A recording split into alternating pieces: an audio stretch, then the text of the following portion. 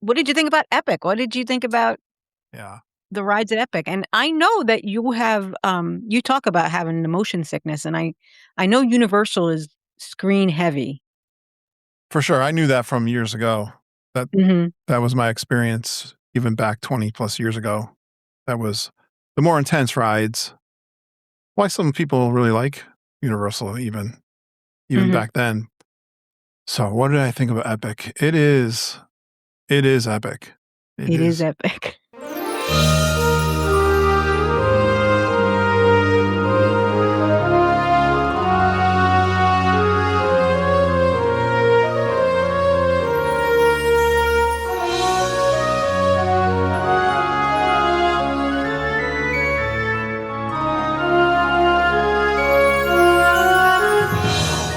There goes the mystery for this episode. Well, do you want to know more of the details? Stay tuned. Hey, Disney Geeks, Curtis Stone here, host of the Geekin' on Walt Disney World podcast. After more than 20 years away, I finally went back to Universal Orlando. And not only did I get to experience Epic Universe for the very first time, I also got to compare it directly against something I know pretty well, Disney World. And who better to have the conversation with than our friends Dave and Tony Ann from the Disney Crush podcast. This episode is a fun crossover conversation where we talk about what surprised me most about Epic Universe, what impressed me, what Disney still does better, and why even after all these years, Disney still feels like coming home. If you're thinking about planning your next Disney vacation and some Epic Universe, my wife Margita and our good friend Auntie Judy are the Travel and Tiaras, your trusted Disney travel planners. Whether you're booking Walt Disney World, Disneyland, Disney Cruise Line, Universal, or beyond, they'll help you plan a smart, stress-free vacation from start to finish. Are you already booked? No problem. You can transfer your reservation to us and still get expert tips, strategy, and support. And it's a great way to support the show. I thank you so much. Email them, travelandtiaras@gmail.com. Don't worry, that email is on the podcast notes. When you look at that app that you're listening to the show, look for the show notes. You'll see their email. Reach out to us. You can even touch base on Facebook. We're there to help anytime you're ready. And right now, there are great opportunities for upcoming travel, so it's a perfect time to start planning. This week is my trip report. You'll get my first impressions of Epic Universe and whether it lives up to the hype, a stay at Universal's Stella Nova Resort and how it compares to Disney resorts, the rides, the portals, immersive lands, and experiences that impressed us most. Honest comparison between Universal and Disney food, hotels, transportation, and theming. A return to Port Orleans Riverside and why it felt like coming home. Flower and Garden Festival snacks, concerts, Lightning Lane strategy, and a preview of the new Soarin' Over America. But as always, this conversation becomes more about the rides and attractions. It's about experiencing something new after 2 decades, sharing an anniversary trip with Margita, spending time with friends in the parks, and being reminded why these vacations create memories that stay with us long after we get home. All right, Disney geeks, pack your park bag, grab your freestyle mug, and let's head through the portals of Epic Universe and back home to Walt Disney World.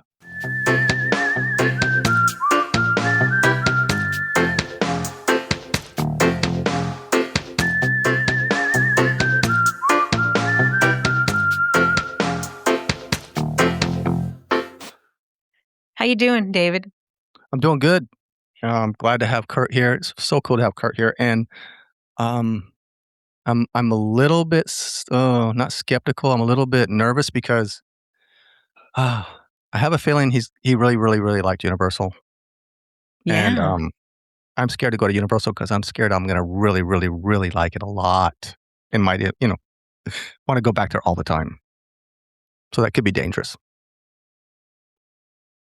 I don't know what my family's doing in the kitchen, but all of a sudden they got loud. Tell them to be quiet. Yeah, no. So what made you, because it's been so long. So was it Epic Universe that pushed you to go there, Kurt? My wife Margita pushed me to go there. I was waiting on her. I've been asking her to go back even before Epic Universe. And quite honestly, I think it was mostly the expense of trying to do both Universal Studios and Disney.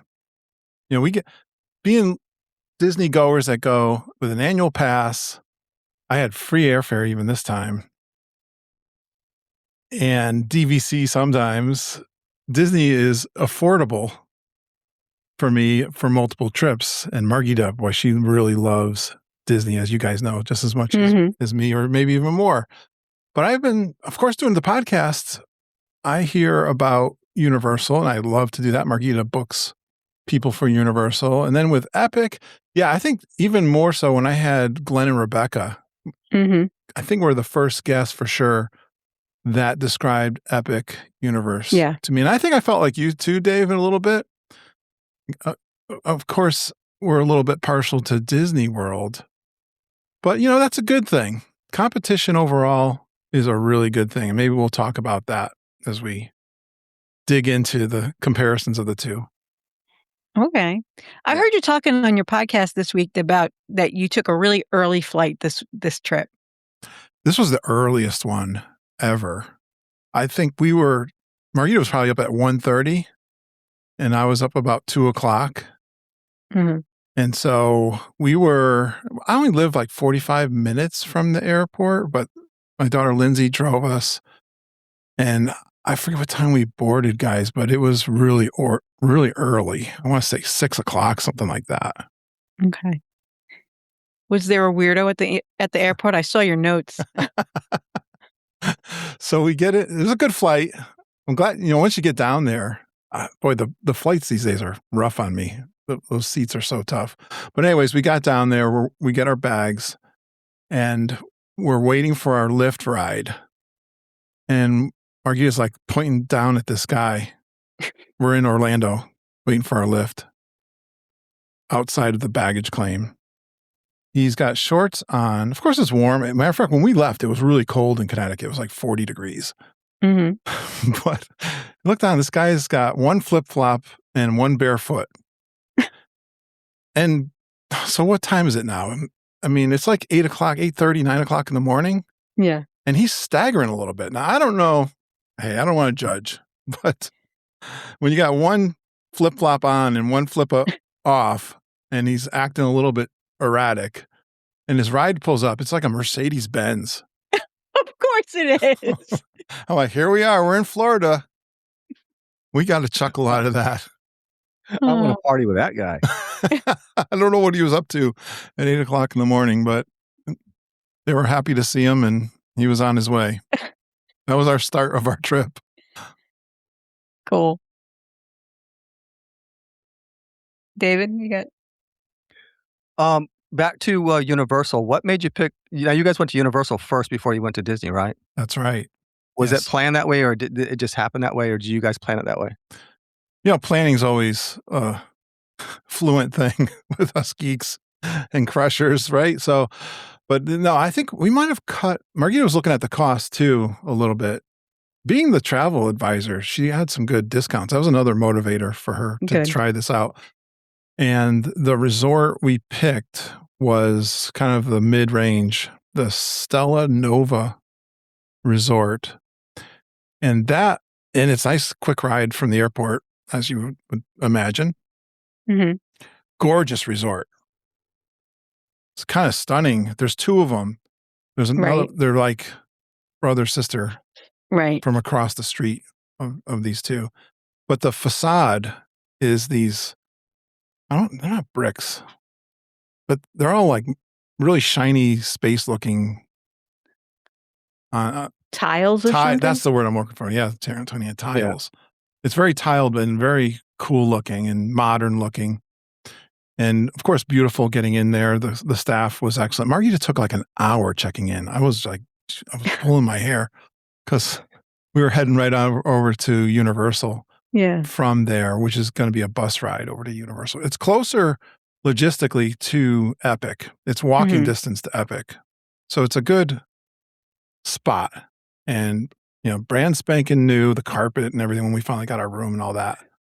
The thing that was kind of a little bit off-putting was just the terrain and the landscape is pretty raw right now between the hotel and it's like highways and stuff. It's nothing like a Disney resort. I saw when you were walking. I saw your live when you were over there, and it did look desolate. But the walk looked like there weren't a lot of cars and stuff. It was That's right. Yeah, I think that's one of the reasons why I recorded that live recording is let people see what it's like Mhm. in the short walk. It's not too bad of a walk over to Epic, but yeah, but I mean, it was perfect for us. It was great. Yeah, the building is, I don't like you said, it's hard to describe it. I don't know if you can describe it like futuristic, Yeah. but the tiles were that kind of mirrored, colored, look to them. They do that a lot in pools. Yeah. Um, Mhm. and it was very stunning, and the windows were kind of rounded edges instead of square.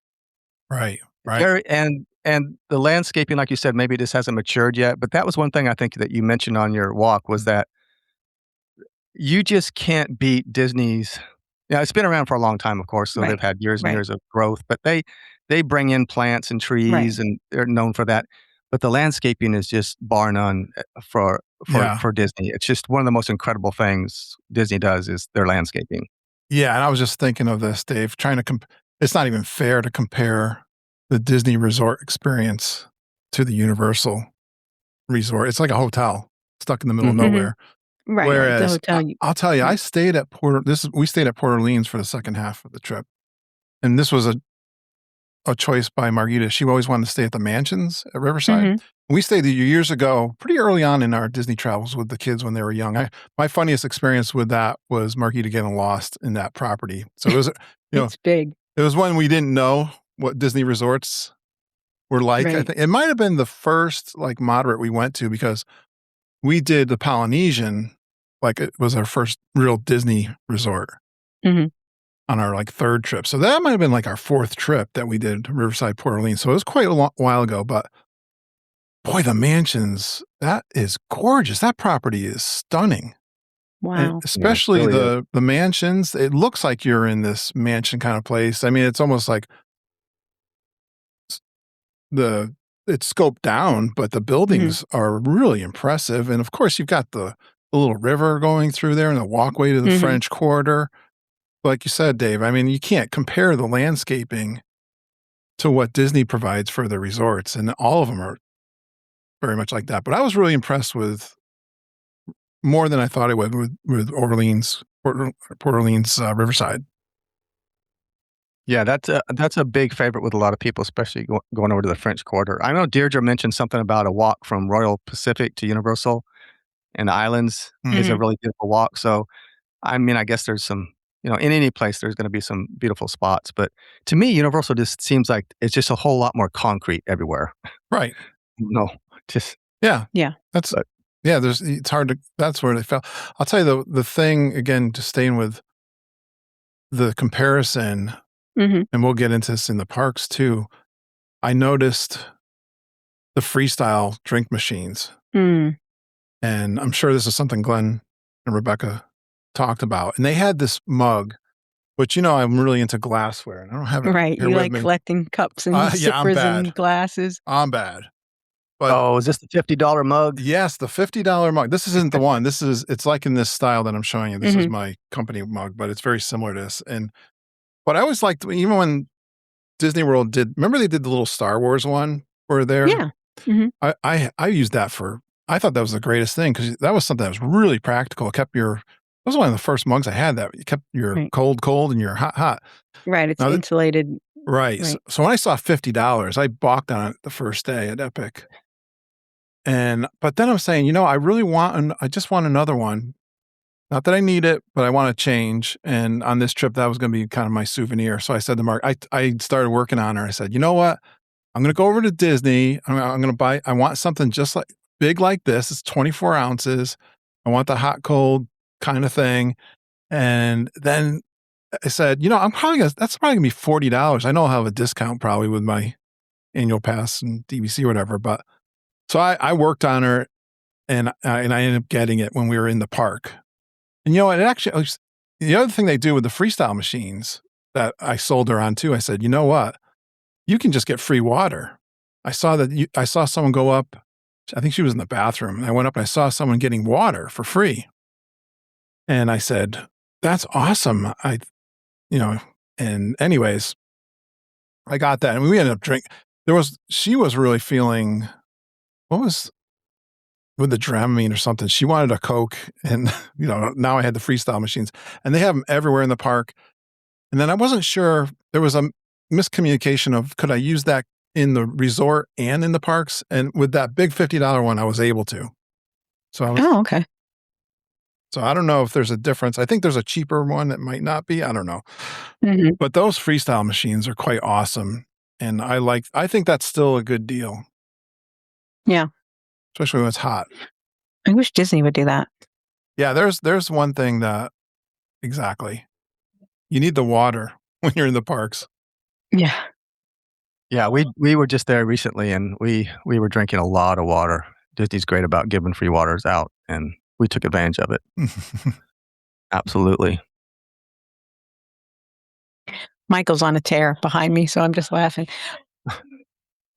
He's being really loud. Kurt, so your listeners are really into food. So tell me a little bit about the food you had at Universal. What were the highlights and lowlights, maybe? Yeah, I am really impressed. Again, I'm going to give Glenn and Rebecca a shout out. And they told me, Epic Universe, they were really impressed that Disney had to up their game. And one of the areas is the way they do their food. And I really got to understand what he was talking about, and Rebecca. And I'm really thinking of, well, they had the same, I should say that even, I think they're trying to get this going on, because I was with Rob. Rob came and visited us, Rob Madiri, the second day we were in Universal, and we tried it there too. So you go to your table, they have a QR code, you scan it, and you order your food. One was really fast. Like, I was like, holy cow, this might not be very good because it's came so fast. But we did that in Epic.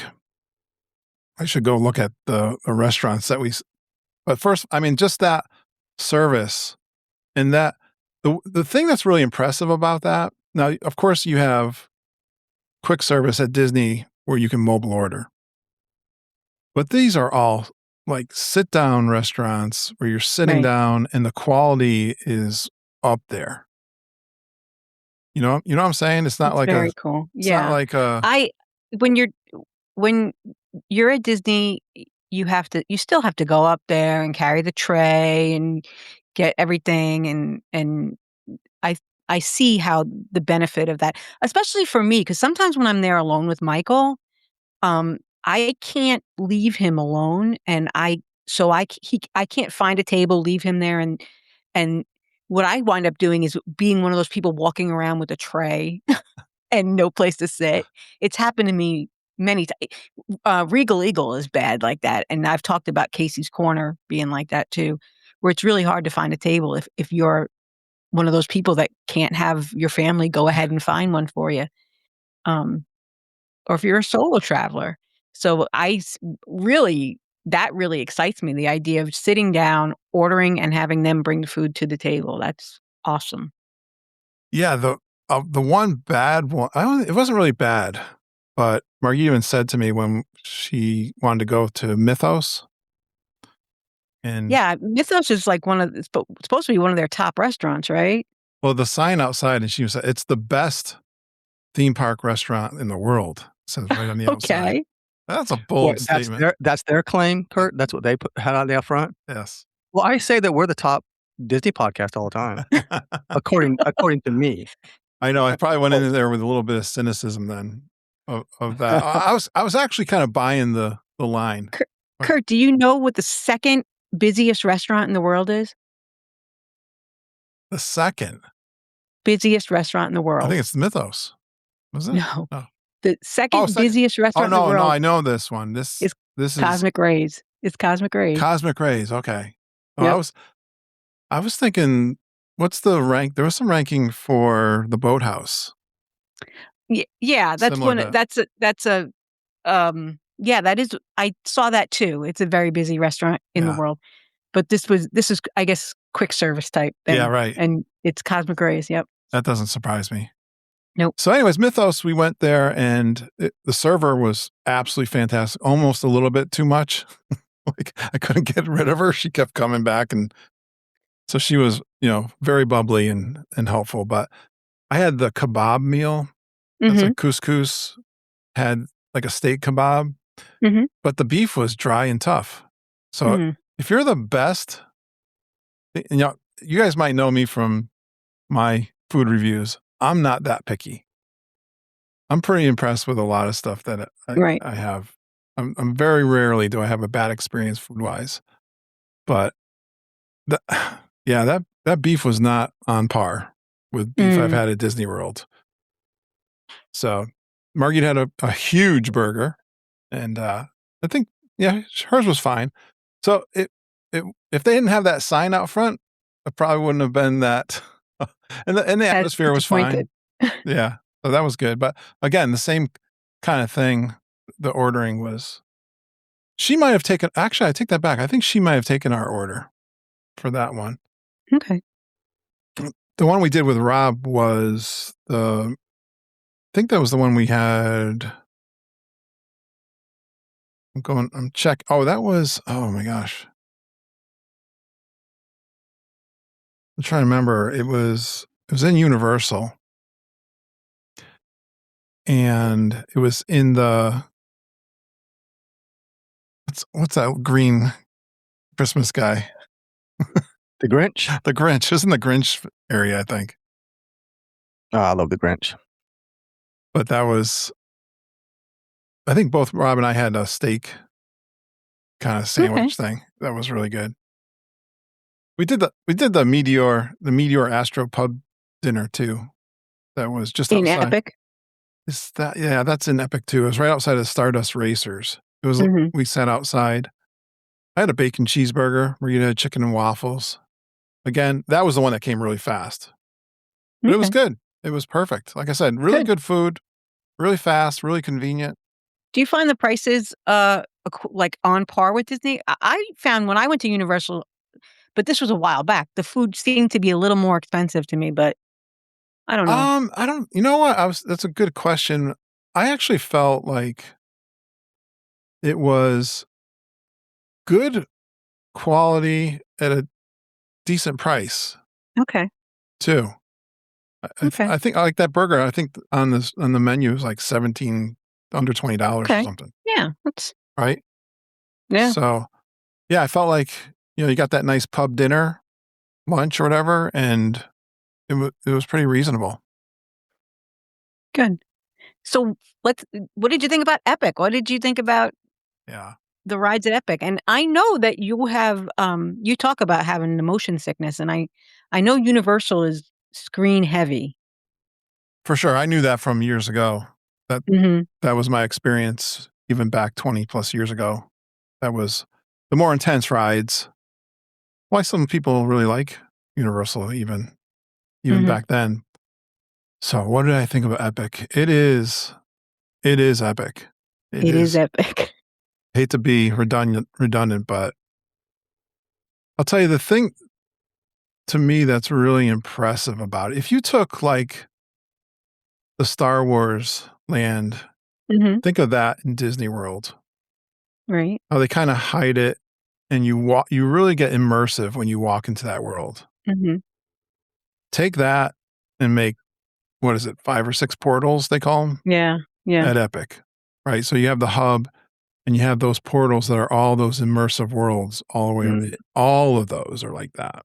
Right. You walk through and you're in this land. You're in this land, and the walls are, I'm going to call them walls for lack of thing. They're not walls. They're rocks or they're buildings, whether you're in the Harry Potter version or the monsters and the one with the Train Your Dragon. That was the first one we went into, Isla Burke. Isla Burke, yeah. Yeah, that's it. Isn't that where you got in touch with your ancestry, your Viking ancestry?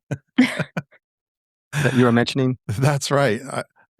And so I got that from Ancestry.com, where I got the official word from my DNA, but Margita has learned that I have this Dupuytren's contracture from saying it right. I have a crooked finger.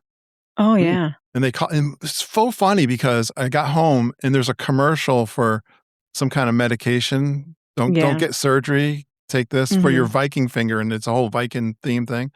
So when we walked in there, we were joking, "Oh, I'm back home. I'm in my Viking world." Because it is so immersive. And you'll hear people say that all the time. And it seems like they spared no expense. Yeah. That's what I think that was one of Margita's favorite places, wasn't it? Isle of Burke? Yeah, and I think, the few people I've talked to, they're surprised that this one is their favorite. Whether I think they're really impressed with Toothless. Yeah, because when you had Deirdre and Samantha on your show, they said they really didn't know the How to Train Your Dragon movies, and yet they loved it. They loved. That's right. Yeah, it's really that was the first line I went in, but every portal that you walk through, you take the Nintendo World one. That one, the one bad thing, there's a lot of stairs. Yeah. There's I've an heard impressive, that. Glenn and Rebecca said, yeah. impressive amount of stairs. I'm like, why do you gotta go upstairs to go on the train to go in between? And it seemed like, and that's what I was thinking about with Nintendo. You go upstairs, and then there's an upstairs and a downstairs to that land. Like, wow. I mean, they do have an elevator there, which I think we finally decided, hey, I'm learning there's a lot of stairs in this place. I think I'm going to take the elevator. Do you think they do that on purpose? Kind of like Disney doesn't put a lot of benches out, so they put stairs to slow you down a little bit and make you kind of just take your time and stay in the park longer? You'd think there's some evil reason why they're doing this, because There's got to be something going on, right? It's obnoxious, the stairs. Got to look into this. Conspiracy theory. I know. I wonder what the design reason was for all the stairs. Even when you're going in attractions, it's like you're always going stairs. Gringotts has, you're supposed to be going down or up because you're going in the bank vault and that kind of stuff. But yeah, and then you got the rides that are just modern. They're all modern ride systems. I think. So to answer your question about my motion sickness, I didn't even think about it too much. I was thinking, I'm just gonna do what I can, and if I think, and then Margita, I'll just ask Margita, is this one a really bad one? She usually knows. I didn't really know a lot of, I went into it like knowing pretty much nothing except for a couple of people I've interviewed, and she didn't know anything. So I said to her, give me some of them pills. Give me some. Let's do that boning and give me 2 of them. She took 1 that morning. I chewed down 2 of them and I said, all right, I'm going for it. And I pretty much didn't miss anything. And I was really impressed. I learned that the 2 boning, I mean, the problem with the boning for me is I start to fade away dozing about 3 o'clock. And I get drowsy and I don't like that. So a lot of times at Disney, I don't need to do some of the spinning rides if I'm going to pay the price of being drowsy. But I did it for Epic. And I think, even the second day when we were Rob, I knew Rob was coming. I was like, he's going to want to go on the rides. I'm going to go on the rides. And I forgot that I took it. And then on the way going over there, I said, Margita, did I take the boning? I don't even remember if I ate she goes, I gave you 2. I said, I don't know. I took another one. I'm like, no. Yeah, I could get you. But yeah, they're intense. I think even my daughter had been on the Harry Potter, one of the Harry Potter ones that's really intense. And I'm sorry, I don't know the names of all the rides because I need to go again, guys, so I can when you do a ride for the first time, you're so blown away by everything that's going on. Absolutely, yeah. I know you mentioned, Kurt, you really, really liked Monsters. Yes, you just read my mind. Even like Deirdre and Sam said that they were really excited to do Monsters, and I am too, because that's my generation. I remember watching Creature Feature, 11 o'clock, 11:30. Yeah. My parents didn't know I had my TV on in black and white, and I would watch those. You watch those old movies and Frankenstein's and the Creature of the Black Lagoon and all this stuff. So I try not to get too excited about it because they had kind of toned me down a little bit, but I didn't know about the ride. And thank God I had my boning because it's intense. But I think everyone is saying it's the same ride system as one of the Harry Potter. It's the Gringotts one, I think. No, is it? Maybe. I think that's the one. Don't quote me on that. Well, but you're in this thing, you kind of put your face back and they're ramming you into the scene and then they turn you around and they ram you into another scene. Oh my gosh. And it's either screens or I don't know. I'd have to see it again to figure out what's what. I mean, there's animatronics, and I only know that because I recently saw a video of with the lights on. Okay. So it's a mixture of screens and animatronics. Yeah. Well, the animatronics are amazing, and they're big. They seem so big. That's right. Yeah, I think it is that combination that's pretty cool. And the ride system is really neat, and it's intense. Definitely if you have motion sickness. But the thing is, Universal and Epic, every sign says it's motion sickness. Yeah. So my beef with them is their intensity level is not accurate at all. They say everything is motion sickness, and it's not at the same level, right? So I knew I couldn't trust that, and thank God for boning. And I was high-fiving myself. Like I did a lot. I didn't hit everything, but I did. I wasn't held back, so that was pretty cool. No, which ride took your back out? Donkey Kong? Did I say I took my back out? I don't remember saying that. No, I don't have. Luckily, I don't have. If I were to say, remember some of these rides, at Disney, we rode what do you call the train ride in Magic Kingdom? Oh, Big Thunder Mountain. Yeah, we rode Big Thunder Mountain, and it was very smooth, by the way. Cool. But do you still crush the person next to you? Yeah, I think that's still, that's pretty much the same. But there was a little, when you're going up a hill and it goes crank. It did one of those on me. But other than that, no, I survived with no back problems. Cool. Any must try snacks at Universal? Ooh. Well, I know it. I'll tell a little story. I don't know that we hit any really great snacks at Universal, but I know Margita was intent on getting a frozen Coke. That first day, her first day after traveling, getting up at 1:30 in the morning, I'm always skeptical she's going to make it. And I think around 3:00, she goes, "Let's get a frozen Coke." And we were in the Simpsons land. There's a little bar there. The one thing about the Universal that I'll say too is a lot of that first day for me was very familiar, even though it was 20 some years ago. I mean, there were some basic things you can see were different. Like Harry Potter obviously is newer, right? Is newer, but there's not a lot of change there. It's very inconspicuous. You don't even know it's the Harry Potter land, really. And anyways, but this land, the Simpsons, has changed. We rode Men in Black. She wanted to do that. And she was wondering if E.T. was still there, and it still was there. And the Animal Show was still there. Oh, cool. From years ago, which I always loved. I always said that I wish Disney would have that kind of theme where they had dogs and cats and trained animals like they did at Universal. And so that was still there. Anyways, we come out of the Animal Show, and we went to there's a bar there. And the guy was really helpful. He's like, "Oh, he's very friendly," and say, "Yeah, we just want to get 2 frozen Cokes, and we pay for it." And he turns around, and he goes, "Oh, the machine's not working." And Margita's dying. She's like, I need caffeine. And she waited. They had to bring the manager. I went over and I ended up getting a frozen cherry drink or something. Which I don't really like those icy ones. The ones that are branded like icy. I like the Disney ones that are real slushies. If you know the difference. So I was like, that was all right. But she waited 20 minutes or more for the manager to get her money back. Oh, no. And then we ended up getting one down farther near Men in Black. But I was like, wow, that was... the guy couldn't return her money. Only the manager could do it.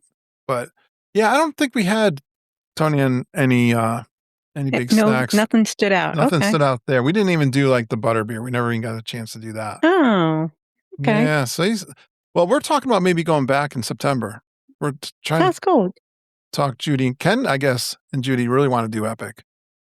Okay. So I would really want to stay at the hotel right there in the middle. Oh, Helios. Helios, right. We did walk in there a little bit, and Mhm. that's really cool too. I mean, to have the resort and the hotel built right into the park. Right. So you can see, and again, that's what I've been told from Glenn, Rebecca. They said that's a big, Mhm. that's something Disney hasn't done. And yeah, we're hoping to do just Epic next time. Okay. Yeah. Well, they gotta take after Disneyland because you can stay right there on property and walk right into the park too in Disneyland. Yeah. So are you sad that I really liked Epic? No, No. no, not at all. It's making me wanna go, that's Yeah. for sure, because I know that years ago when I went, I loved it, and that was many, many, many years ago. We did the Mummy too, which has been there a long time, and that was I think that was the first ride that I tested my boning too. And I was like, Okay. we really enjoyed that. I just missed that. I think I was there in like 2008 for a conference, and I Uh-huh. think Margie and I weren't able to ride it, so we were excited to ride that. But yeah, I'll tell you that I'm not a big Harry Potter fan, but you got to be impressed. Mm. I mean, it's just incredible. Again, just the immersiveness, but I like how inconspicuous. I didn't even know the Harry Potter land was in Universal Studios until Oh. after we went there with Rob and came in the opposite. We came in from the Islands of Adventure on the train and then walked out of it. So from the opposite way, I went, Right. wow. And Margita understands because of the books and the movies why it's set up Right. that way. But how does anyone even know it's there unless someone told you, because it's like a brick wall with an opening. That's cool. But yeah, Really cool. it's as impressive as people have been saying. Did you get the Harry Potter ride in? Yeah, I think we did. Well, we didn't do the Hagrid's motorbike one, but we did do the Gringotts and the Ministry. I did that one with Rob. Actually, Margita didn't want to do that one, the Ministry one. Just Rob and I did it. She did the Gringotts one where you go down into the bank vault and stuff. She really enjoyed that. Yeah, they're as good as the Epic rides, even if it's a Universal. Mm-hmm. Yeah. Very cool. It's almost like they learned their lesson building Harry Potter's, now I think about it, that immersiveness and the land kind of theme. Mm-hmm. And they took that and they built Epic for all of their lands. Okay. So they're giving Disney a run for their money? You think we can keep up? You know what I was thinking, guys? If you think when they built, like I said, Star Wars, they did it pretty good, just like that. But not with Toy Story Land. No, Toy Story Land was not well designed. Right? If Toy Story Land was built like they built Nintendo, for instance, at Epic, it'd be much more impressive. Yeah. So that's the challenge Disney has now. I think Monstropolis is going to be really cool, and we'll see. Villains Land, and that's a great point. They have a perfect opportunity, and like I said, they did it with Star Wars. So right, and Pandora. Oh yeah, Pandora. Yeah. Pandora was the first one I think that they hit the nail on the head. And it's not that they don't, but because when you're in a land, even at Disney World, I mean, you're in that land, but not to the level that these are with, the forced perspectives and those kinds of things that they're doing with these builds that they're doing now. They got to be more expensive. Oh yeah, I dare say it, but it's almost on another level what they're doing over there. Yeah, it's okay. Hey, yeah, no, but like what you're saying, like you walk into Fantasyland, you don't feel like you're in another place. Whereas when you walk into Galaxy's Edge, or like you said, the Ministry area, all that, you feel like you're actually in the movie. Yeah, if you think about it, like you're in the movie. That's a great way to say it. Because you could, if you did like Seven Dwarfs Mine Train and did a land about Seven Dwarfs, right? You'd have to recreate that forest kind of scenes everywhere, so that you don't know that you're almost like you're in a soundstage. Yeah. Right? Movie soundstage. So Walt Very Disney cool. would be proud of them. And he'd be killing his people Taking some notes, huh? to get it done. Right. He'd be embarrassed. That was the thing. Walt Disney would be embarrassed. Oh. Yeah. I hate to say it.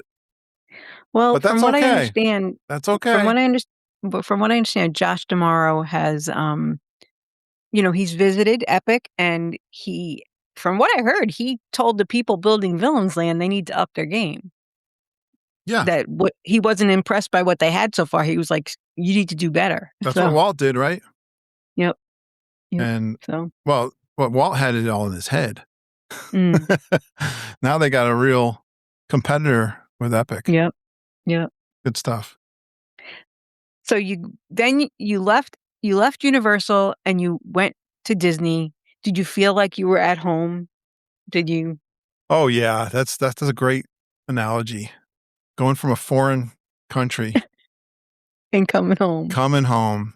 And again, I talked about Port Orleans Riverside. I'm really impressed with that resort. And I've stayed at French Quarter not that long ago, which I've always been impressed with. But the larger, of course, Riverside is, and specifically the mansions. And we had a room that was walkable 10 minutes to French Quarter, which we took advantage of a little bit too. That was a great, I would recommend get the mansions and then get the experience of both Riverside and French Quarter for even for a meal, your beignets, of course, that kind of thing. And right. Yeah, we got there and this guy was new. We just had like sodas and water. Our luggage and stuff, we didn't carry a lot of stuff. We're not like Samantha with 18 bags. But I got a cart, I think. The woman there was like leaving us stranded. I was like, can you give me a hand here? And because I got to put my bags, we're going to go to the parks. Of course, the room wasn't ready yet. Right. And she kind of left us on our own. She said, "Oh, they'll help you over there." I was like, okay. But we ended up getting a guy with a golf cart and they rode us over. And he was 2 weeks on the job. He was talking. He was a good guy. He was talking. He was telling us his whole life story. And he says, well, again, these resorts are big. How do you get around? Well, how do we get back to the lobby? I'd even forgotten. And he said, well, just go to the left here and then go over the bridge. And then, you're good. And then after we put our stuff away, I'm going, that's not right.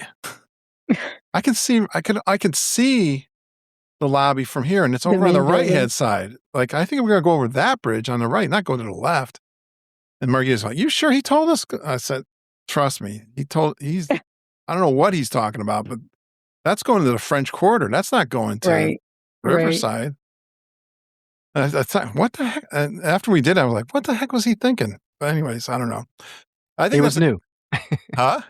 He was new, like you said. He'd only been on a job a few weeks. Right. Maybe he still was confused himself. I think I hope he got back to the lobby. I think you know Disney better than the employees. Well, there's a lesson to learn, everybody. Trust the cast members, but verify. Yes. Yeah. They don't always know what they're saying.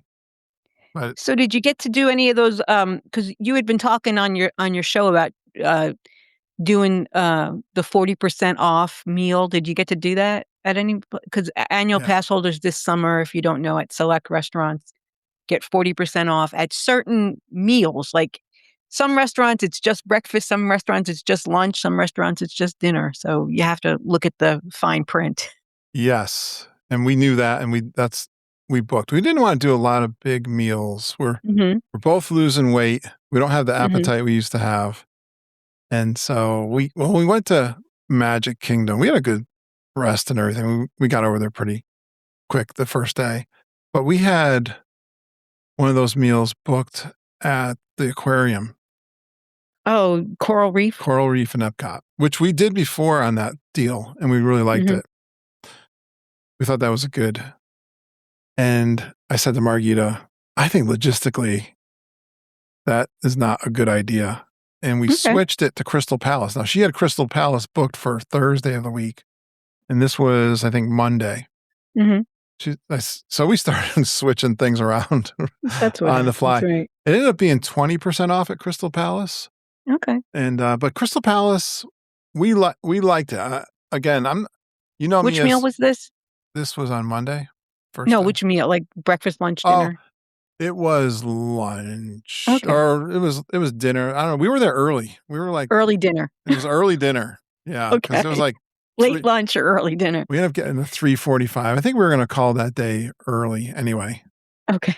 The travel day from Universal to Disney World. But yeah, I mean, I love buffets. Although, again, I don't eat as much as I used to. But still, I liked the idea of the variety. I was like, even if I don't eat it all, I can have a salad. I love the salads. Like they had bean salads, and I like them at Crystal Palace. I know I'm going to get a carved meat. Right. And like that. And there was some good stuff. The characters, of course, they're classic, great characters with Pooh and Tigger and all that. Yeah. But I'll tell you what, when I got the bill, I went, boy, even with 20% off. Yeah. I don't know that we got to do buffets, character buffets anymore. Yeah. But the price fixed meals are up there at Disney. Yeah. So, but anyways, that was one of the meals that we did. The other ones were, the only other one we did was Nine Dragons. Oh, okay. Oh, it's Tony Ann's favorite. It's not my favorite, but I think it's underrated. Right. Yeah, it was like one of my recent guests said they really loved it, and Lindsay Bellasini. Yeah. I was like, really? Because I mean, I usually get half and half on that. I've always enjoyed it. Right. We were there with Ken and Judy recently, but I really wanted to, I love the music and the Garden Rocks, especially. Right. And so I wanted to do the package with the meal, concert ticket and the meal. So who'd you see? So that was the Spinners. Oh, cool. Yeah. I mean, Margita enjoyed really it too. And the lady kept coming back with the bill going, you realize, it's this price, because she first didn't understand that we had the dinner package. The package. Because I think we would have got like 20% off, I think, because of our annual pass. Right. And then, but the tickets throw on like another $60. Right. Right. Whatever. We didn't, so you can't do both. But I was like, whatever. But we ended up getting like second row at the Spinners concert. And I love that. I've always said about the concerts, there are some artists I'd rather see than others, because like they'll be playing the music and showing who's going to be there. I was like, I really would like to see that band or whatever. But they played all their hits that you would know, and they're like, like a Motown kind of. Yeah. Even though they were like in the 90s, weren't they, or 80s? No, Margie said 70s. Margie said they were in the 70s. I don't know. She kept saying the Rubber Band Man. They're going to play the Rubber Band Man. Yeah, that was the 70s, I think. And they were real crowd pleasers. They were getting the crowd going. It was a lot of fun. I'm so glad we did it. But the Nine Dragons lunch, the servers, I love the international servers. Too. Yeah. She was great. She reminded me of my mother-in-law. We were because she looks like Mama. She acted like her a little bit too. So that was really cute. And then I had the stir fry with beef and chicken, lo mein, rice. Margita had a honey chicken. Okay. Yeah. I mean, so I know people always say, I get better Chinese at home. Well, whatever. I enjoy it. Yeah. I like Chinese food. So I'm not always very adventurous, but I still enjoyed that. So just so you know, the Spinners were formed in 1954 and had hit singles in the 60s and 70s. So I doubt the original Spinners are the same Spinners that you saw. Well, that I was quite certain of, yeah. It's a franchise now. Yeah. Well, speaking of franchises, you saw one of my favorite local bands. You saw the Flyboys during the week. Yeah. And they are also the M80s. The Hooligans, the Spasmatics, there's look, they're Command Performance over in England. It's the same band. So that's why you like them, because they were you like Command Performance, and they're the same band that plays in England. You're so smart, Tony Ann. The UK Now I know why you bring her on this podcast, Dave. I know how to pick them, man. Now I know why you got her. I'm just an engineer and editor. So. I understand. She's smart. She listens to my podcast. I know. So, yeah, I do. I think Command Performance is probably one of the best bands they've ever had at Epcot. Yeah, and that band is also other bands, and the ones you saw. So they have the Fly Boys.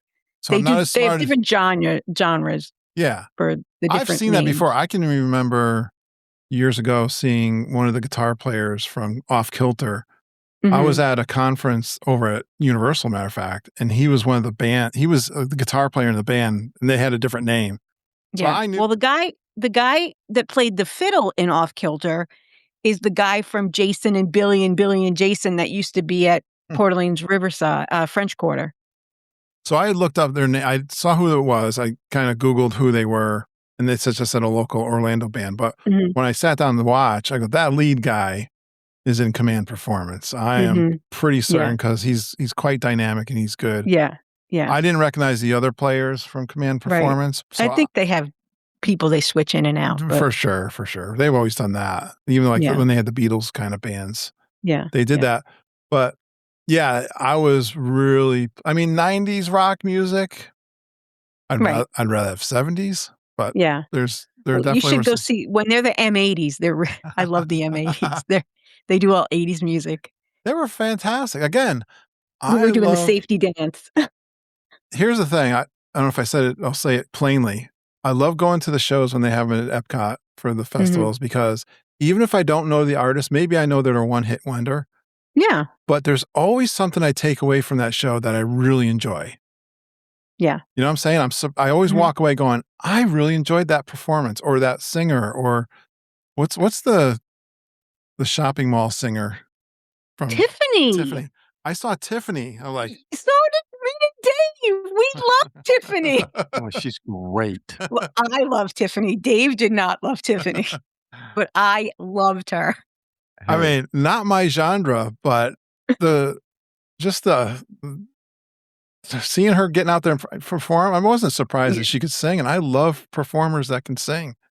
Yeah, yeah. And I love music. I love a little bit of outdoor atmosphere, have a drink, and I love that. So thank you for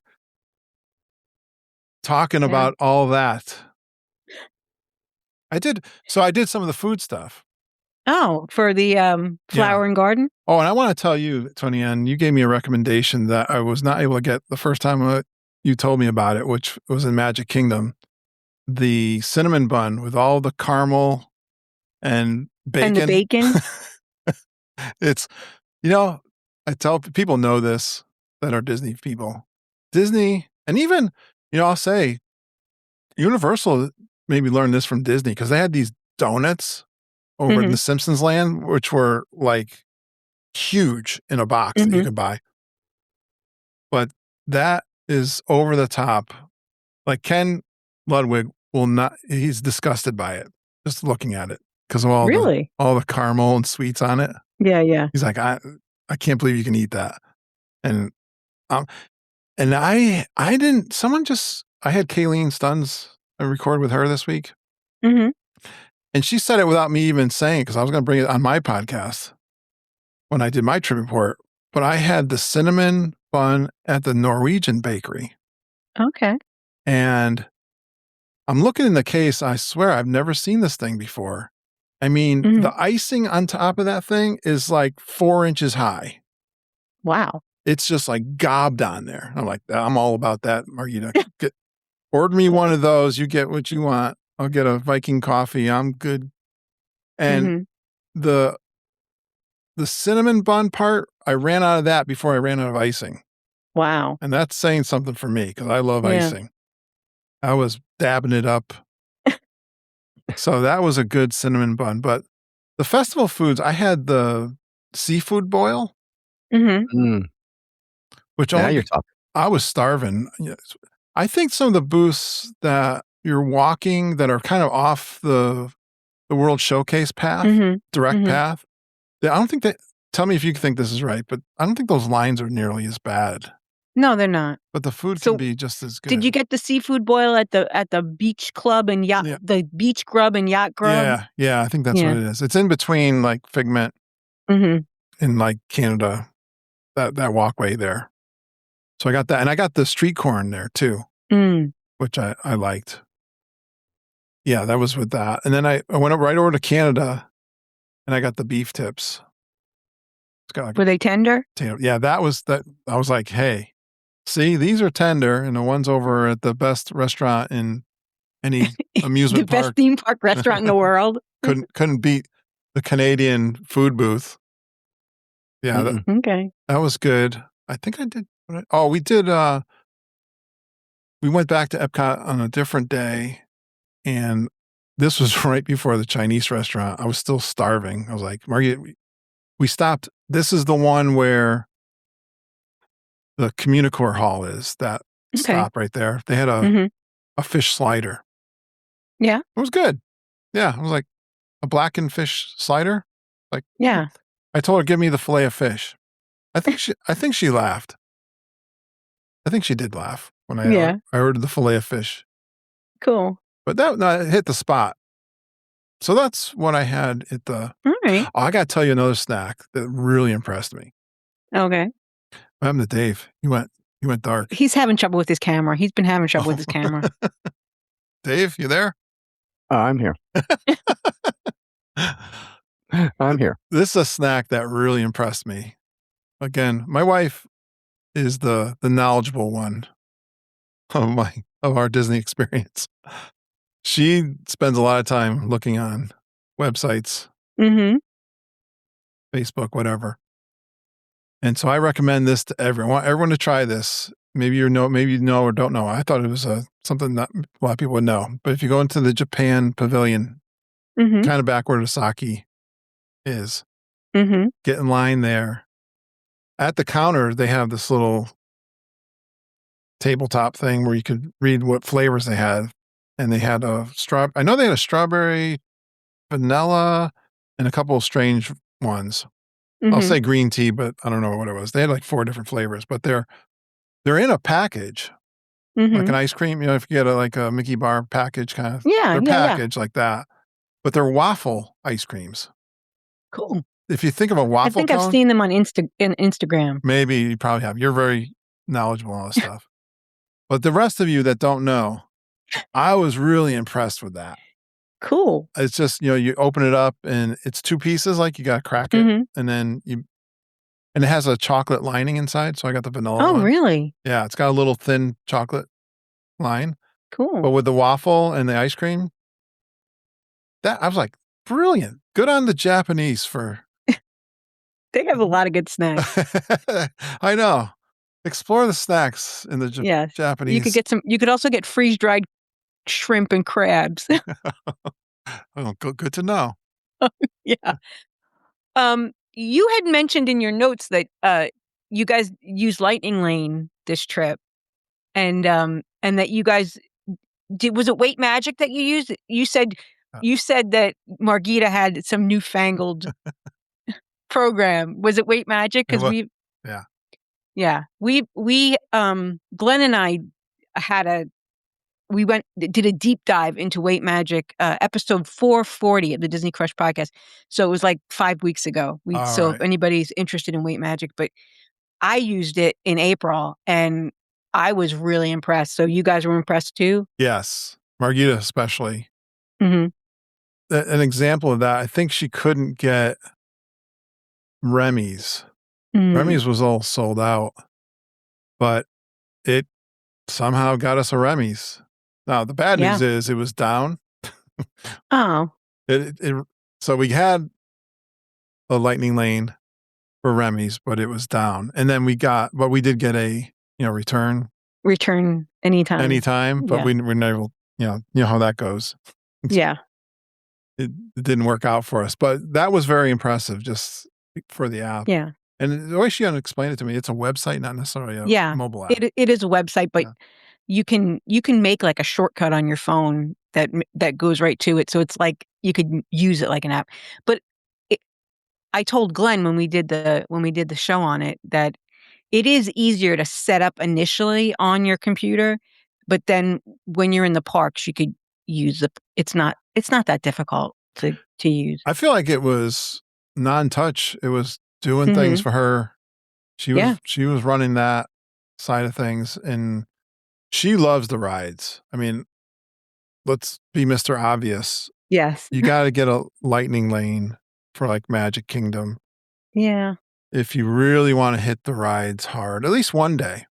Yeah. Because I think that strategy worked for us where we had that first day we didn't have any lightning lanes when we arrived from Universal Studios, which was fine, right? You could do all of the things that you don't really need a lightning lane pass for. And there's a lot of things that you can do with the shows and so on and so forth. So you get like half the park done in that one day. You got to have 2 days. And then second day with the lightning lane, man, just hit everything else that you want to hit. We were able to do everything in April, every single ride that we wanted to ride. I mean, we didn't do the cars, Tomorrowland Speedway, but we didn't want to. But we could have. Right. Exactly. I mean, we could have gone harder and hit. Yeah. I mean, we rode Dumbo, but we did some things that we don't normally do. Like, because we had it, we're going to ride Dumbo. We're going to. Yeah. Why not? Right. And we were starting to think of, what's it going to be like when we bring my little grandson Johnny down? Oh, yeah. You know, we're like thinking about how that trip would be in working Magic Kingdom with him. What will it be the things that he'll be able to do and what he'll enjoy? Like when we were over in the Dumbo, the water splashing things, seeing the little kids in their diapers, swimmies or whatever. Yeah. So that's awesome. Yeah, it was, that is a great strategy. So if you take the light, and I don't think a lot of people are paying for the lightning lanes. I mean, we were walking on stuff. Yeah. It's really cost prohibitive for a lot of people. I think so. When I went for 3 days with my stepdaughters, and it was like $500. Yeah. For us. Yeah. That's with like the individual ones, because we got Guardians and same thing at Universal and Epic. Same thing at Epic. I mean, when we went to that, is it Gringotts with the bank vault thing? It was. No, Rob wasn't with. It was. Oh, I forget. But we walked by. No, we didn't have it then. But I don't know. We walked by everybody. It seemed like I was like feeling guilty. I was like, "Holy cow, this line is huge!" And we were walking by. So we had it for their version. But actually, isn't that more expensive than Lightning? I mean, I think so. I think that's even even more expensive. I think so. But yeah, Margita, I mean, she still was like near the end. She was like, "Are you sure we still want to do Epic?" But that's awesome. Yeah. Dave, do you have anything else you want to ask our friend Kurt? Well, I know a friend of ours, Scott Daves, is a cast member, and I heard that you got to go on the cast member. He was able to get a cast member preview for Soarin'. You want to tell us about Soarin'? Great job, Dave. I'm glad. See, we keep Dave around for something. Good. Well, they went the next day to ride the Muppets. I know. I hate you. I hate him. I hate you, Dave. I'm very jealous of that. I knew you got that. Yeah, I was so glad, Scott. I mean, it was great to hang around with Scott and Karen. Obviously, we went over to the DVC lounge and had spent about an hour over there drinking our freestyle drinks. And then we did the concert. Yeah, so that day that was like the best day. That is like my life day. That's awesome. A day at Epcot. I mean, it's great just being with Margie. And can you guys believe Margie and I have never been alone on a trip to Disney World? That's wonderful that you got to do this trip together. Ever. I mean, I remember a few trips ago, we were alone, I think, for some reason. For a couple of days, right? Yeah, I think. Because Ken and Judy went on a cruise, I think. That's right. Yeah, they went on a cruise, so they left us. So that I looked at her one day and I went, "You realize we've never been alone doing the parks. We can do whatever we want. That's right. And Well, it coincided with your 37th anniversary too, right? Yeah. This was our anniversary trip, I guess. Oh, the truth be told, we had free airfare, I think. Mm-hmm. That's why we went on this trip. And Southwest changed their policy Right. that it expires. So it's going to expire by the end of May. But to get back to Dave, so I was so excited to see Karen and Scott. That was awesome. Love seeing my friends in the parks. And I see Dave and Veronica. I was so glad to see her before we recorded because you guys are so much fun. I love seeing you guys. And thank you for hanging out with us when we're down there. Oh, it's always a blast. Yeah. We're all kind of, we got similar age, similar personalities. Yeah. We get along. Right. So we have fun. So I missed that part. But anyways, so it was really nice to see them. And I'm glad I do a podcast, and Scott knew that I do a podcast and thought I might enjoy doing. Soarin's one of my favorite attractions of all time. And well, what do you think about the new overlay? I'll tell you, when it first, I'm not going to give it away, right? Nobody's probably been on it yet. No, it opens Memorial Day weekend. Yeah, they're just starting to do like pass holder previews. I saw somebody. It was just 2 days that they're over already. Yeah. Okay, well, no spoilers, but was anything crooked on it? Was anything? Yeah, I mean, I think we did. So we wrote it 3 times. Oh, cool. So we were supposed to have. So you noticed more things probably each time. Yeah, and we're in different positions each time. That never bothers me. Everyone talks about that, Dave. I don't know. It doesn't really bother. I mean, you don't have the Eiffel Tower. So I mean, the Eiffel Tower is the one where you really notice the problem. Right. So because they don't have that, probably makes it a little harder to mess it up depending on where you're sitting. But we were supposed to have between 7 and 8, and we didn't know could we go multiple times. But anyways, we go in. We got there early. We got there like 20 up, and they let us right in. Cool. So we were there 20 minutes early, and they let us right in. There was a gasp when that first opening. Really? I'll just say that. Wow. We were like, and the way that you come into it just was better. Wow. They don't have the transitions like, in the current version where they have an eagle come through or. Right. The elephant throws dust in your face.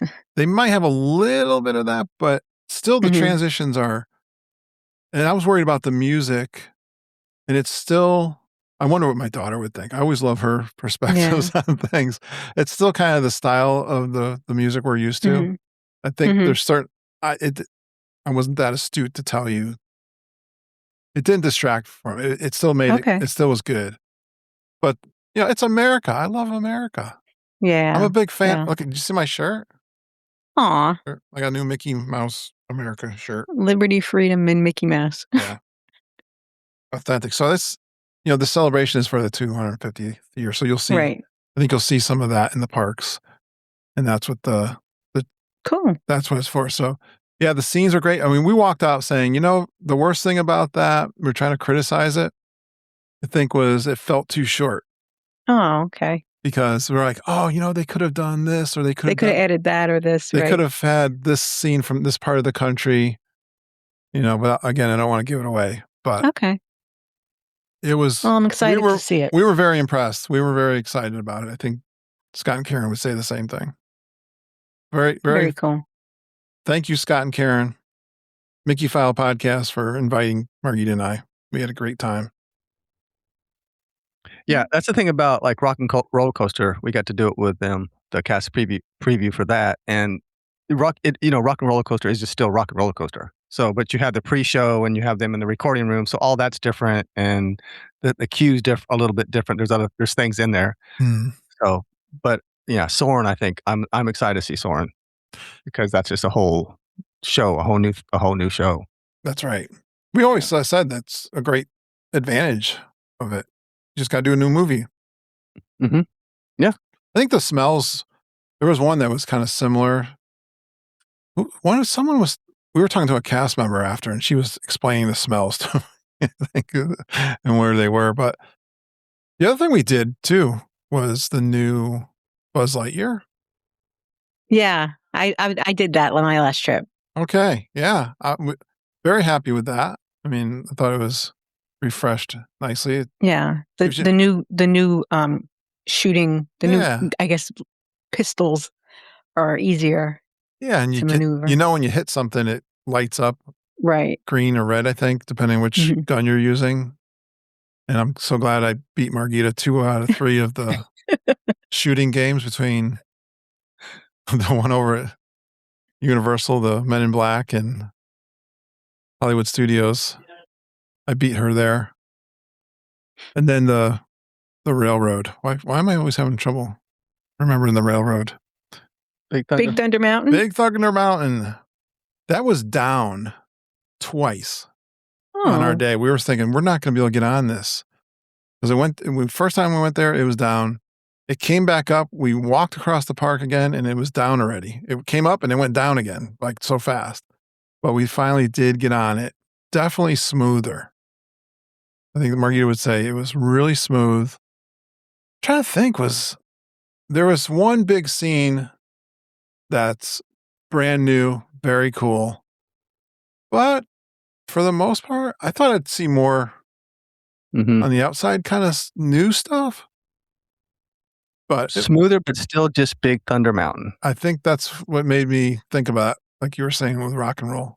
Yeah. It's probably rock and roll coaster probably has more because of the pre-show and the Muppets and getting rid of Aerosmith. Yeah.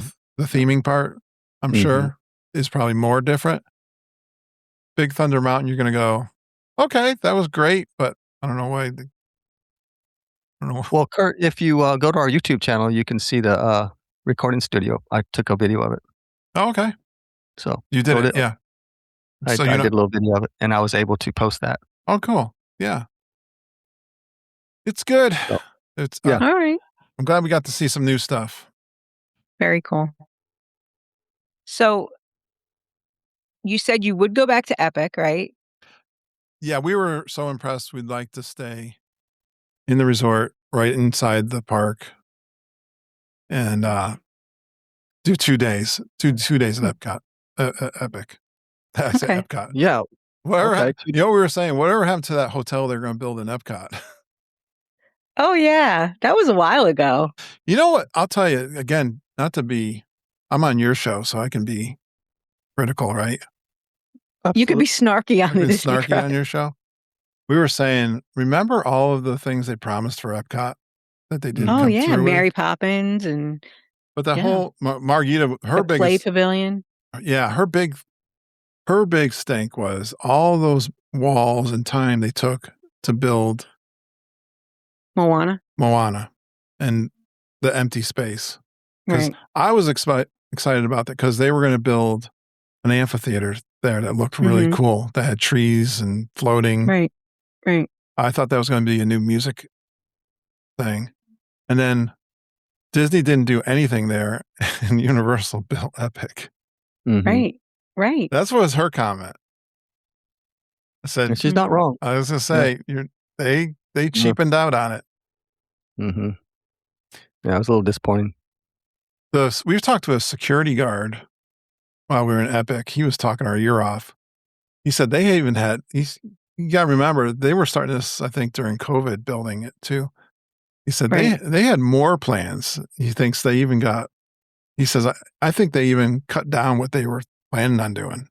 I said, they did? I was like, you wouldn't know it. Yeah. My understanding is they plan to expand it. They plan to put more stuff in it. So. Well, maybe we'll finally get our 5th gate at Disney World. I don't know about that. I think well, this summer is D23. So if they're going to announce things, they'll usually do it there. So I'm looking forward to that. Josh will be all gung-ho now that he owns the place. I'll be watching it if Josh is there. I know you will.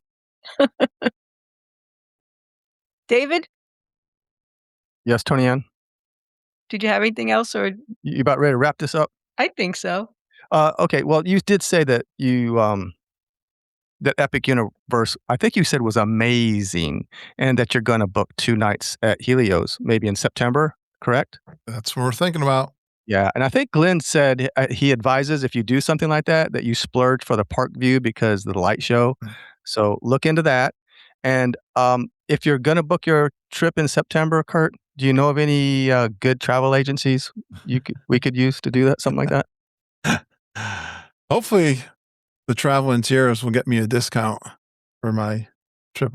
I think all my DVC points are gone. I spent them on Judy and Ken at the beach club. We're gonna do February with my grandson. We're planning that with my Oh, that's so exciting. So next February is going to be we're staying at Old Key West. So yes, the Traveling Tiaras, Margita and Judy. And we're affiliated with Mandy Ray. Yeah. And Royal Escapes. Royal Escapes with Karen. It's a partnership made in heaven. Oh, that's cool. Okay, so how can they get a hold of you guys? How can you get a hold of us? I don't know. You can go to most of you guys may already know. I do a podcast called Geeking on Walt Disney World. No way. Yeah. Oh, you're that guy. You believe 13 years? I hit that anniversary, and I think a week later I went, oh my gosh, my anniversary went by a week ago, April 1st of past year. I do most of my stuff in my Facebook group. Of course, there's a website. You can find us. If you want to book travel, travelandtiaras@gmail.com. Okay. Email Margita and Judy. They love talking Disney World and Epic. Yes, they and do. now Margita knows what Epic. Funny enough, I don't think Universal changed that much. It's really the original park, you mean? Yeah, I don't think there's. I mean, she knows all the ins and outs of she's done all the training. She knows all the technical aspects of booking there. She has some good tips, I think, too, that she knows. But okay, yeah, and Judy knows her cruises. Judy was on a cruise. She did the Norwegian. I'm starting to think I may expand. If I can figure out if I can do the timing, I might expand into doing another podcast. It's on my. If I don't do it now or soon, when I retire, I think I want to keep doing this. Okay. And so all of our travel friends, I've had some people say, why don't you talk about some other travel stuff? And if I do, it'll be another podcast. So Geeking on Travel? Yeah, exactly. Okay. Maybe you should do Geeking on Universal. For all the praise I gave it, and I think Samantha and Deidre said the same, and you even alluded to it, Tony Ann. It's still home. It still has that feeling. It's still the whole property is immersive, right? And it's still, it's still we still love it. We had an absolute fantastic time on this trip, and Disney World, even though we're so familiar with it, was still a big part of our enthusiasm and enjoyment of that trip. Yeah. Yeah, not taking anything away from Walt Disney World. And I think the thing that sets Disney World apart from the Universal and SeaWorld and even Disneyland is that you have 4 different parks, and it's almost like you go on a little journey to go to the other parks. You got the monorail, the Skyliner, the boats. You're almost on a little journey just to get to the other park. It's kind of not a challenge, but just like a little journey. And that kind of sets Disney apart than the other parks. Yeah, I'm actually starting to do. I did one episode. My friend Joe Taylor talked about, and I'm going to have you guys on as I get this series going to talk about planning a Disney World trip. I've always wanted to do that, so I've done one, and that's what I was thinking about too, Dave. It's people that go to theme parks in their local area. They think of what they're used to, that one or maybe 2 parks, and they're close together. You can't even explain what Disney World is properly because of the size of it and all of those things, like you're explaining the transportation. I mean, it's in our culture too. I mean, everyone knows, let's be obvious. I mean, Mickey Mouse and Donald Duck and all the characters and the music and the movies, it's in our DNA. And then you wrap it. I mean, what Walt built there or what he imagined and his brother brought into fruition. We were talking about this even when they first started in 71. You had Magic Kingdom, you had the 2 big resorts. There was nothing like that. They even had the campground. And a campground. Right?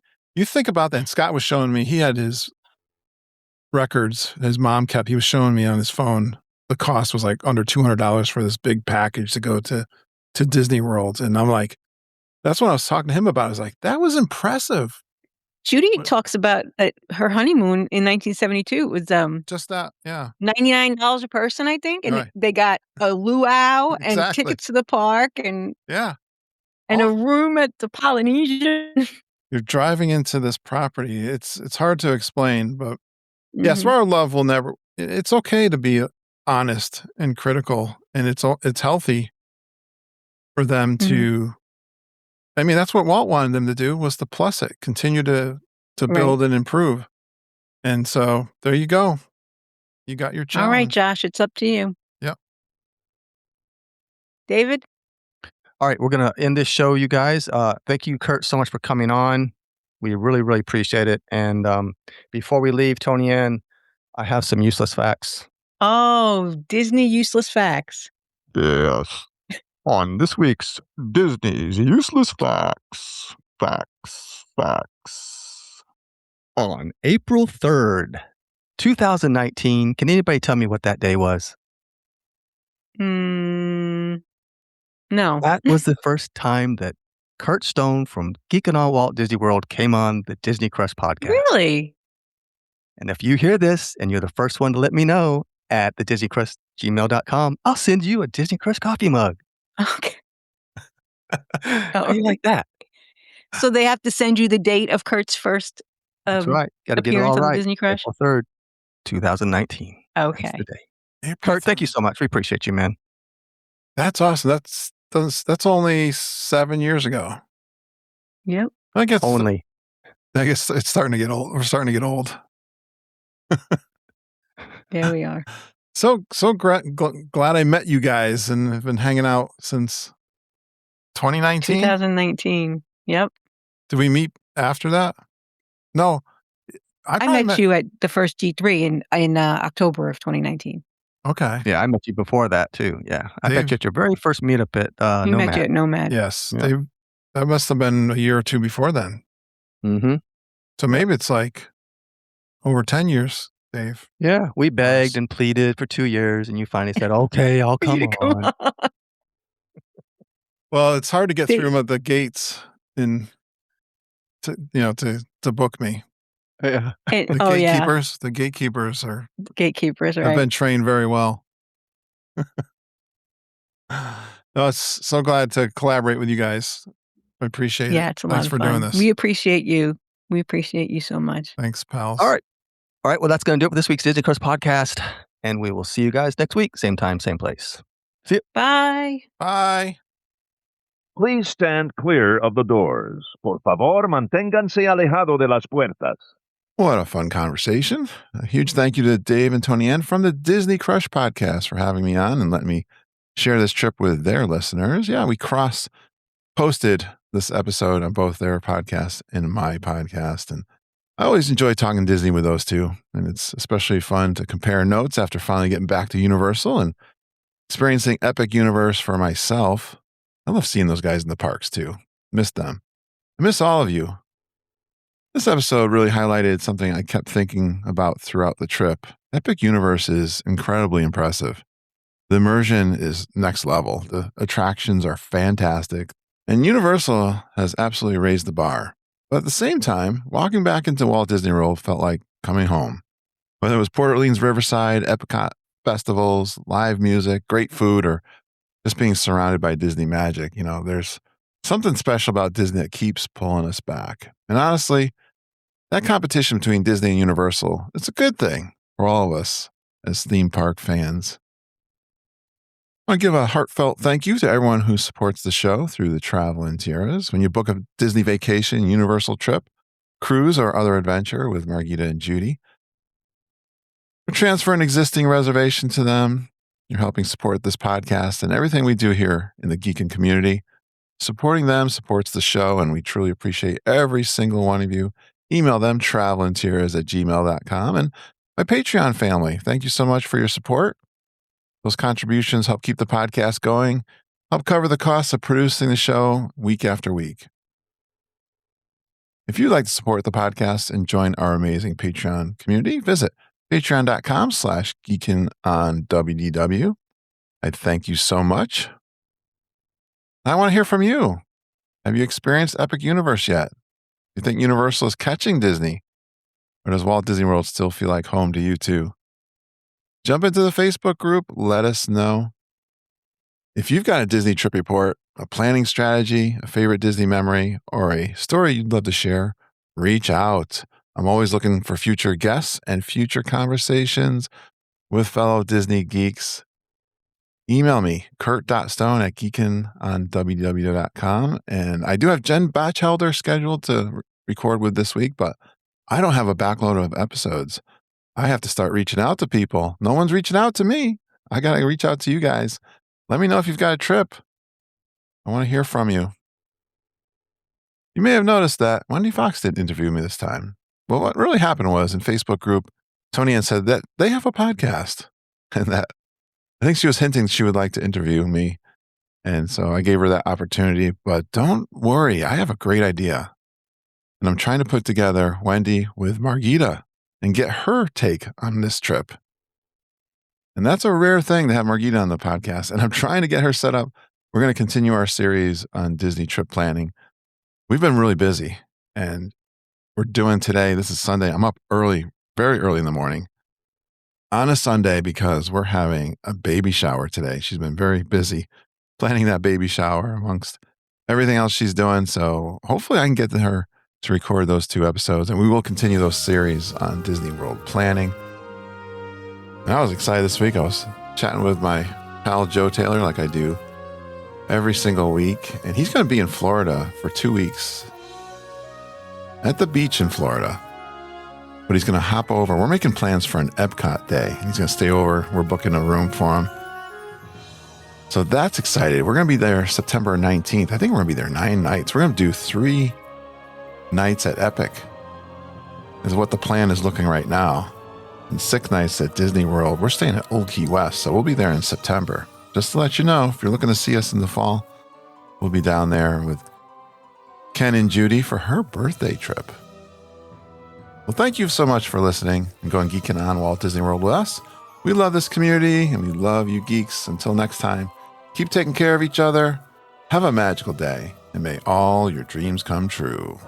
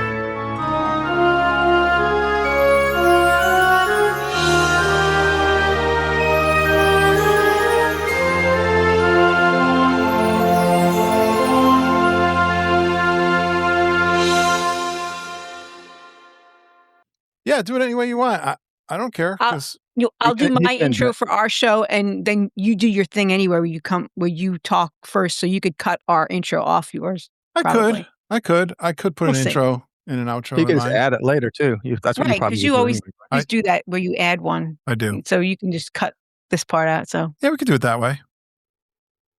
Okay. Which way is that? You guys are going to do your show like you normally would. I'll do my intro, and then he'll do one on post and Okay. cut my intro. Yeah, I could do it. See, I can do an Sunday. intro and say, "Hey, this is really cool because I had my friends from the Disney Crush, and then here's the interview." You know. Okay. I could do my regular Right. stuff. But I can say, Right. Hey. Okay. Yep. On this week's The Disney Crush podcast, our friend Kurt Stone from Geekin' on Walt Disney World is joining us to talk about his trip to Universal back in 20 years, and he also went to Disney. Episode 445 of the Disney Crush podcast starts right now. That was terrible, Dave. I got real nervous because Kurt's on. Oh wow, you can do it again. It's okay. We're all just Take a breath. sitting around at Connections having pizza right now, just chilling. Okay, we're at And- Connections. That's what Dave keeps saying. We're just at Connections talking. Yeah, just learn. Sure.